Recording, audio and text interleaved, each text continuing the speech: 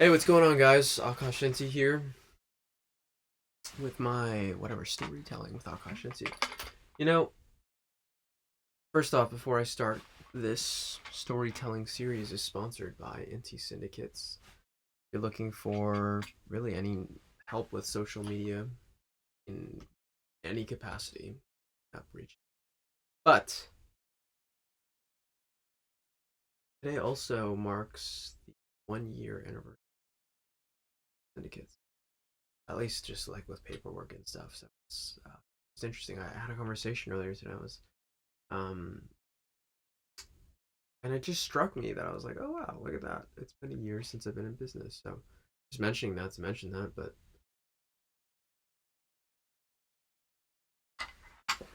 getting back in the swing of things. So what do I have for you guys today? What story do I have to tell for you? Well, first off, the story of man, I don't know, story of my life, right? Recently I've been doing a lot of research, um, listening to Dave Navarro, who is he's a musician and artist, most notably known for his band's Jane's Addiction, for anyone who's genre of music. Candidly, I've never really. They also he was a part of the Red Hot Chili Peppers as well, which was kind of interesting. That's kind of what kind of that's what drew me into maybe not drew me into him, but like that was one aspect of who he was that I was like, oh, that's kind of interesting. It's a pretty big band, well known, blah blah blah. And I just noticed that I don't know, I started like looking into him a little bit more, kind of like he's got some interesting style to say the least. I admire some style. He presents himself, dress sense, all of these types of things. And I've been doing a lot of research into him. Really, more than anything, just to understand his story. Right? It's one thing to like see someone, then it's another thing to like really do in depth research. Right? And obviously, it's not like I'm friends with him. Right? I don't know him on that level, but um, what I've learned or what I've noticed is that when we admire something about someone else, or when I admire something, it doesn't matter if it's me, it doesn't matter if it's someone else, like whatever. That whole idea of admiration around people, when it happens, there's a part of ourselves that we're admiring or that we're recognizing, and it might not be a part of ourself in the current moment, but it's a part of ourself, right? In other words, like we have different aspects to us all throughout our whole lifetime. Right? I can look back and see in my own life that little child version of myself, the little boy. I can see that and I can relate to that. And someone who might have admired that little boy at one point in time, well, they had that similar, almost like that essence, or they experienced that in some way, shape, or form. The words aren't as clear to me as I'd like them to. But what I'm trying to say, really, more than anything, is that there's something about that individual, there's something about that person that when we admire them, we're recognizing it in ourselves. And so as I looked or as I like continue to like understand who Dave Navarro is, and there's a couple artists, right? There's a few um musicians, actors, artists, just that a few people like this that I've really studied and looked into. James Dean being another one, right? Um Johnny Depp, um a few that I specifically am like, oh, I just appreciate not only their style but the way that they live their beingness, right? Um, and that speaks to the artist within me, right? And that's part of that's the real reason why and capacities. So I don't know, I just find that really interesting, right? That as I'm like kind of looking more into some of these characters, these people, these individuals, what is it that I'm picking up? What is it that I'm learning? What is it that what's the part of the story of them that really intrigues me? Um, Dave Navarro, from the research that I've done, like really interesting guy, right? Had had his mom murdered, like execution style when he was in high school, and so a really rough time for him. And then obviously he ended up just doing big things with music more than anything, right? I told you about those couple of bands.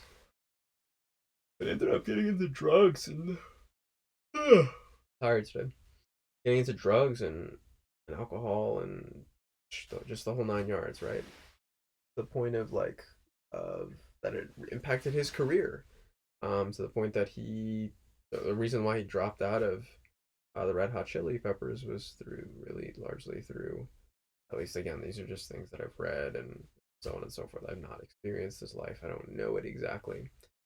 But I've been listening to a bunch of interviews, and it's just interesting. The other thing is, he's got a really interesting way of dressing, like dress sense. And to me, I don't know. I find that kind of enjoyable, right? Like just dressing a little different, having your own style. Um, I really appreciate that. I really, really do. It's something that I tend to pride myself on. So obviously during pandemic, maybe not so much, but it is something that I really do pride myself on. Just that ability to not to yawn, though. I can yawn on command. I don't know about you guys, but there's like this special trick that I've learned on how to yawn on command. Look at me. I feel like I'm getting like almost like too comfortable, you know? Gotta sit up nice and tall. No, I'm just kidding. I don't know, that made me laugh for some reason. Um, but just the idea that like, I don't know, dress sense is really, really important to me. Someone the way someone dresses is just, I don't know, it speaks a lot about who they are. It speaks about the way that they style themselves. There's say like a very like hermetic saying, or an alchemical saying, as within so without, right? So the way we present ourselves on the outside says a lot about what's going on the inside. Well, there could be a multitude of reasons as to why an individual dresses and wants to be seen, but that might be one of that, right? Like that person wants to be seen, they want to be heard in some way, shape, or form, whether it be for fun, right? Just to bring joy um, and it's just like more than anything like fun to people's lives, or whether it be to get attention. Which even still, what's the reason that one's getting attention, right? Is it because they're trying to fill a void that's within, and they don't know how to do it on their own, so they try to get all this attention from other people and figure it out that way? I mean, that it's a valid reason, or is it for other reasons? I don't know. Aside from Dave Navarro, though, I've been studying really the samurai, the just like feudal Japan quite a bit. Um, and I'm studying it because I'm fascinated by it, right? It's like samurai culture, um, just Japanese culture, feudal Japanese culture. To me, it's like super, super interesting. One of the reasons why I've been playing one of the games that I've been playing, Shogun 2, Total War, and you might be like, I've been playing Shogun 2, Total War. You're just trying to use it as an excuse to say that you've been studying feudal Japanese culture. Maybe that's the case, but there's a few different characters that I really have been. I saw like this Netflix documentary on, I think it was on like Samurai or something like that. I don't remember exactly what the title of it was, but like a seven what are these things? Episode series, 45 minutes a pop, on feudal Japan, right? On the Japanese civil wars that happened in the Middle Ages. Middle Ages, I mean, kind of, not really the Middle Ages. Like the 1500s, 1600s, between 1645 and I think 1700. And it was talking about just the three great unifiers, right? There was Oda Nobunaga, classic. You look at the guy, and again, this is just a historical portrayal of him, right? I don't know how he actually looked. I don't think anyone really knows how he actually looked, aside from just drawings, and how accurate are drawings back then. I don't know. Maybe they were actually experts, but I look at one of those drawings, I'm like, I don't know. I've been, anyways. Look at me telling these stories and getting sleepy on my own. It's funny. Um, but it's funny because the Oda Nobunaga, from what I've learned and what I've studied about him, was just like a ruthless um, dictator almost. I mean, the real term would be daimyo. But really, daimyo were kind of just like military dictators. Made things happen, off with this guy's head. And again, if you really look at it, it was all for the preservation of the clan, right? I mean, really, preservation of the self. But by preserving the self, one can preserve the clan, right? I mean, you can't take care of the whole idea of you don't take care of yourself, you can't take care of everyone else. When Oda Nobunaga took this like to extreme. In other words, he's like, I don't trust you, off with your head, right? And his whole thing was just like he was just like ruthless, right? He just conquered territory after territory after territory after territory, and was really willing to take risks unlike any others.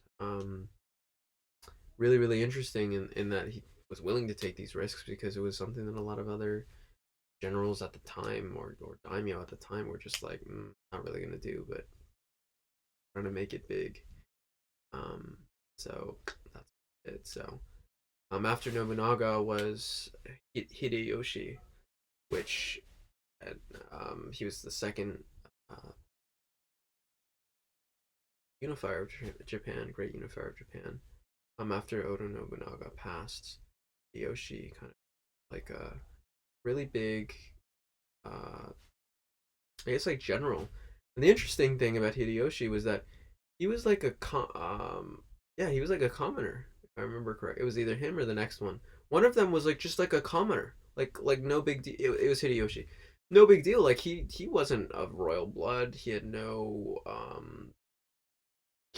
business being in the position that he was in. And again, I'm completely like I'm just sharing what I remember, right? I'm not telling you the exact historical accuracy. I'm just sharing with you what was kind of just in my memory banks and um, what I picked up from each of these guys because um, again, it was really about their almost their essence, right? Where Nobunaga was just like destroy and in destroying, well, I'm gonna be the top power broker and people are gonna listen to me. That was his whole thing. It was just like he was just ruthless, like absolutely ruthless. Hideyoshi was like, well, let me be a little bit more organized about this, um, and he just made like great like alliances. He ended up using his might to be like, all right, well, we're gonna stop all you guys over here. We're gonna stop all you guys. He ended up unifying all of Japan, right? So Nobunaga ended up unifying central Japan. Hideyoshi ended up unifying all of Japan under one, I guess, one clan, right? And then lastly, um, and then Hideyoshi obviously he died. Lastly was Ieyasu, Tokugawa Ieyasu. He was the third great unifier of Japan, and um, he ended up actually his clan ended up unifying Japan, but they held the what is this called? I don't even remember what the term is, but they held the shogunate. I guess yeah, I guess that's the terminology. They had a dynasty, right? They had a dynasty that lasted, I think it was like upwards of 200 years up until the Europeans came along. And crazy, it was like they were able to hold power for that long period of time. That was until Meiji Restoration. So yeah, I've been doing a little bit of research into kind of Middle Age, not like age, but like I don't know, 1500s and onwards, 1600s and onwards Japan. And yeah, that's been that. So that's been I don't know an interesting exploration for me. I like it. What I do. That aside, I've been working obviously with a couple clients as it relates to NT syndicates, and that's been enjoyable. It's fun to me, I really really enjoy it. It's just the projects that I get to work on, the people that I get to talk to, and the problems and solutions that we're solving. So out earlier today, um, doing a little bit of walking around the neighborhood. It's been absolutely gorgeous outside. And I'm just reminding myself how important it is to get outside and to be outside and to take that time for myself, right? Whether it be midday, you know what, I'm gonna go take a walk right. listen to a podcast. That's where oftentimes that's where I do my research, is just walking around, listening to podcasts or listening to some type of material. Um, those of you who know me, I do quite a bit of study with relationships, pickup, seduction, BDSM, you name it. These are kind of like just some big interests of mine, and more than anything, just understanding some of this, just going through the basics again and again and again and again and again. Um, what do terms mean? How do you apply certain concepts? And then what's coming up in my own life, right? In my relationships, those women. But then, really, at the heart of it, again, is what's the relationship going on with myself. So,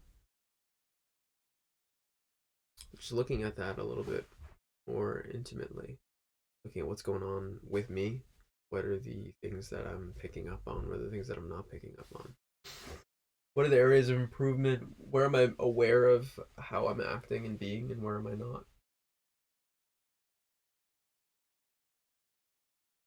And as I go through the days, more and more, I'm just looking at what is it that I can do. It must be like lazier. In other words, how do I get more like bang for my buck, or how do I get more value? How do I get more out of my life really without doing so much work? And I mean this in the way of like,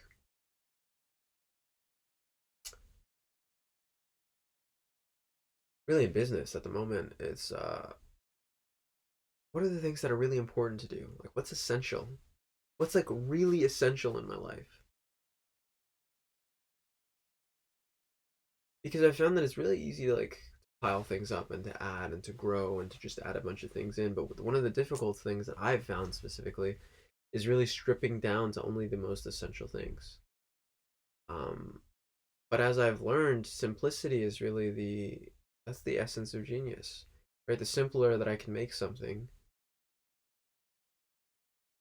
that's genius, right? It's easy to complicate things. It's like, oh yeah, you need to do this and this and this and this and this and this and this. That's simple, right? It's like, yeah, well, it sounds like you need a lot of time or you need a lot of resources or whatever. How do you get the most done in the smallest amount of time with the smallest amount of resources, energy, etc.? Just how can I get the biggest bang for my buck? How can I get the most value out of something? And thinking about that more and more, what does it take? What do I have to do to get the most out of the littlest? Um, and I've found more and more that actually, for me to be able to even get there, to me to be able to even do something like that, takes a level of doing less. Right? I have a quote somewhere up here. In order for us to become greater, we must become less. And it's so true. It rings so true. It's like, if I really want to grow more, if I really want to do more, I have to be able to do less. And I have to be able to do less better. And it might seem counterintuitive. It's like, well, you want to do more, so why would you do less? Well, it's like, I want to do more, so I need to strip out whatever else is actually what's not really important, what's not really necessary. Um, so I'm looking at that more. I'm thinking about that more as to what are the things that I can strip out of my life. Um, I mean, food is obviously a really big component to that. Um, where am I spending my time? Where am I putting my attention? But more than anything, it's like, how am I spending my life? Who am I spending time with? What activities am I engaged in? What's going on, right? These are the key components to it. And so again, it's really interesting to me. It's like, what am I really doing here? Why am I doing these things? And getting to the core and the essence of that is really, really important. Um, and right now, as I'm saying this, I'm like, dude, it's funny because I got this sense of almost like, I don't know why I'm saying certain things, but I am, and that happens to me. And it's like not only saying things, but sometimes it's like doing things. Like I don't know why I'm doing this, but I am.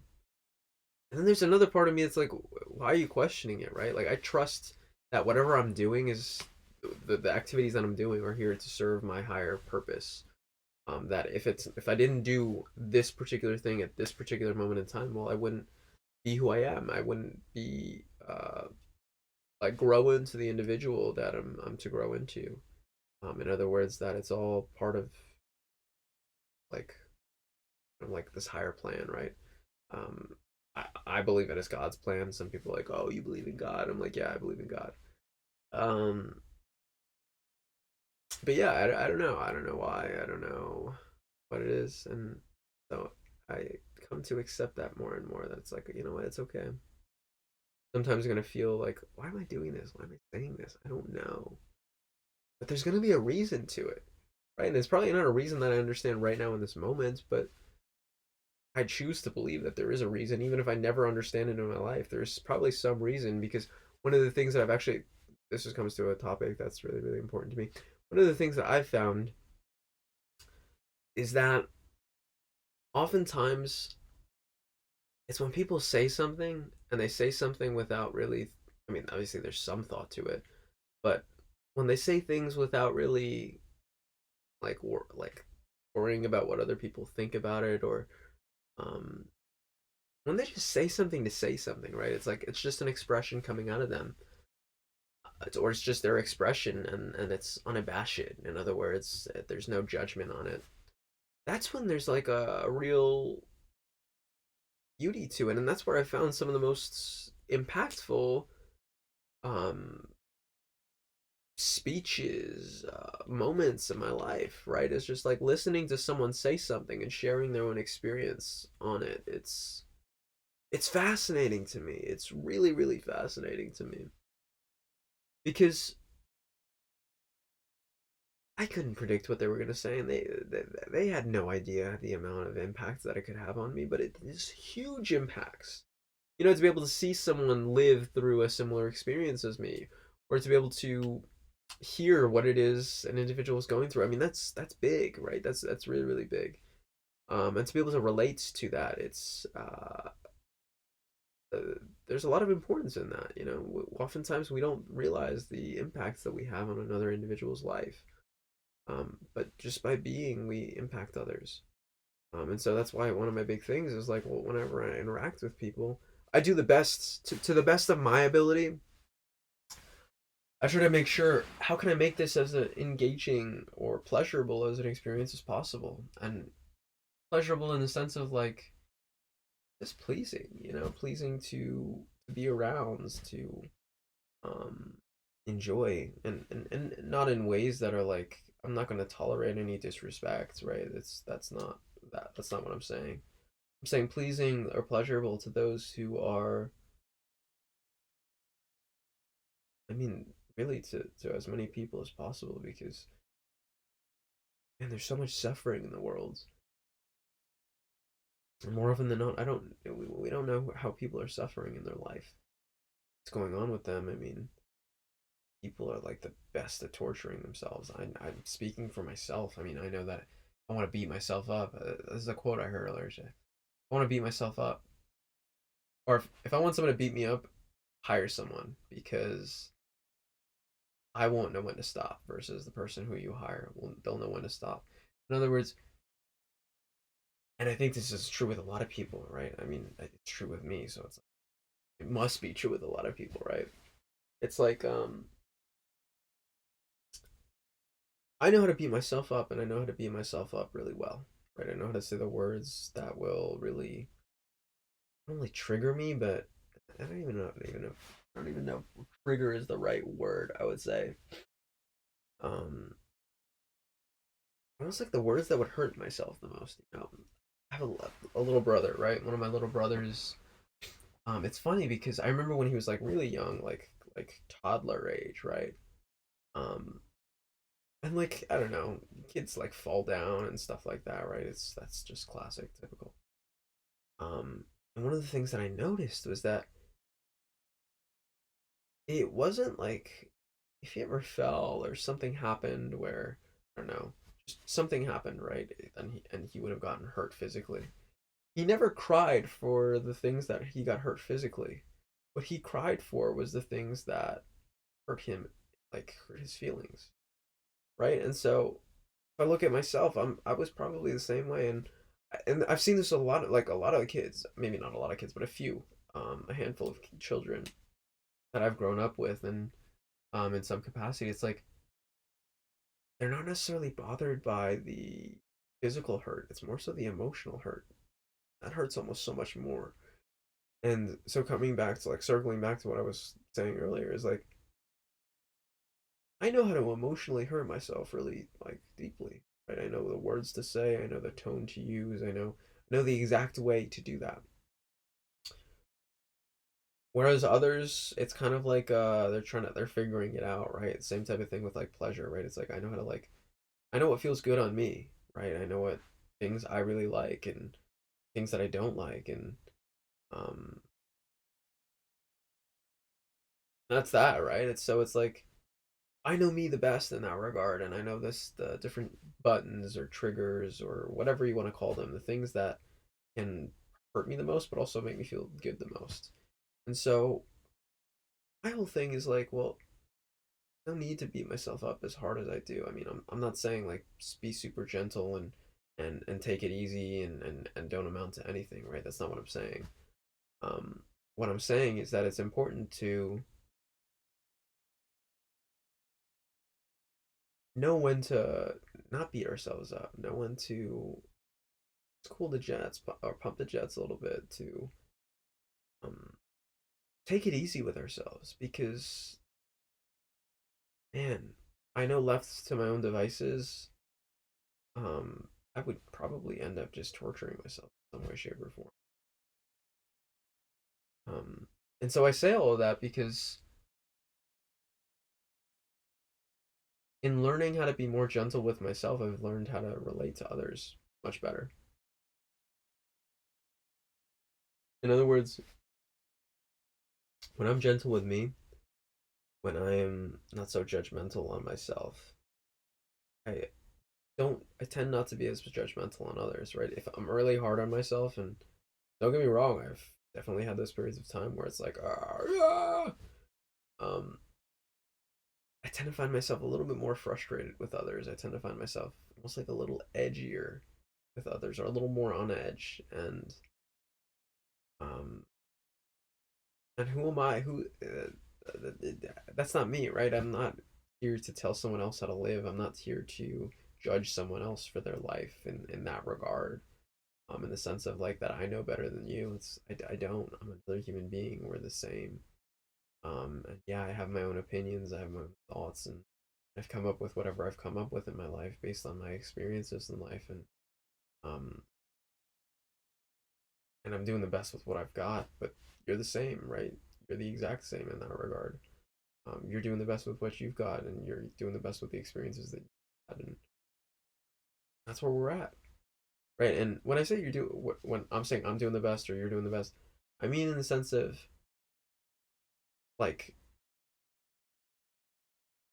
I don't mean it in the sense of like you're always doing your best, right? Because there's periods of time in my life where I'm like I could probably do a little bit better, but if I could probably do a little bit better, I would have been doing better, right? That I believe that I'm a living human being, right? That's not a belief, that's a fact. I'm a living human being. I'm a living being, and one of the things that I learned from my study of biology, um, back in college, was that like living things try to survive, and they'll do anything that they possibly can to survive. And so I think that's the same with you and me, right? We're doing everything that we possibly can do to survive, and we're using whatever we've got to the best of our ability. Now that might not always be might not always make sense in the grand scheme of things, but for one reason or another, that's the best that we have at the time. And who am I to judge, right? Who am I to say that? I was trying not to yawn there. I was like, oh, okay, I'm gonna hold this yawn down. Watch, watch, watch. Oh man, there it goes. But no, who am I to say that I'm doing it better than you. And who are you to say that you're doing better than me? I can't judge. I'm not here to judge against anyone else. I'm here to judge against my own life. Right? And if I look at the context of my own life, the only person I'm competing with in this world is myself. Right? If I'm competing with Joe Schmo or whomever, it's like, I mean, kind of interesting, like maybe, but what's the use of that? Maybe one contest, maybe two, maybe best of three, right? Something like that. But what about when I'm not? What about when he dies, right? What am I gonna do? Or what about when I die? What am I gonna do? Well, it's, at that point, it's not even important. But my point being that there's only one person to compete against, and that's myself. That's myself from yesterday, and that's myself with tomorrow. I can only really compete with my yesterday's self to see if am I doing better, am I doing worse. How am I even judging? Am I doing better? Am I doing worse? Am I judging? Am I better? Am I doing worse based on external circumstances, like how much money people are giving me, or am I basing it based on how people like me or how popular I am, things out of my control, or am I basing things on things within my control, right? In other words, how even keeled am I? How much was I able to handle my emotions throughout the day? Um, how much did I do my chosen daily disciplines? Um, how am I judging myself, or how am I measuring myself? Really, not judging, but how am I measuring myself? What are the things that I'm using to measure myself against? So that's a really, really important concept that I've kind of come to learn more and more. Like, I'm not here to judge, oh, this guy has like this much money, so I'm not as good as him because I only have this much money. Or this guy has this car, but I only have this kind of car, so I'm not as cool as him. Or this guy is with this girl, and I'm not with that girl, so I'm trying to figure that. It's like, what? How can I judge any of that? Because they've got a completely different life than me. But if I look back in my past, that's all I would do. It's like, oh man, look at this guy. He's got this much money. Or, oh man, he's got this kind of car. He's with this kind of girl or whatever. And it doesn't make sense. It doesn't make sense at all. I can only judge myself. And I remember that it was that type of thinking to begin with, that of like, oh, am I as good as this person or blah. That was the type of thinking that led me to be so unhappy. That type of thinking was like, oh my goodness, just so draining. I felt the emotion kind of just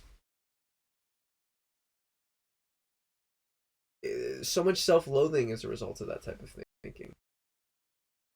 It's just interesting to me, how I'm growing, and I still do this from time to time, right? It's like in subtle ways. I do this like subconsciously, right? I'm not always thinking about it, but in some way, shape, or form, it's kind of it'll come out. It'll come out, yeah, more than anything. So I don't know. That's kind of what I got for today.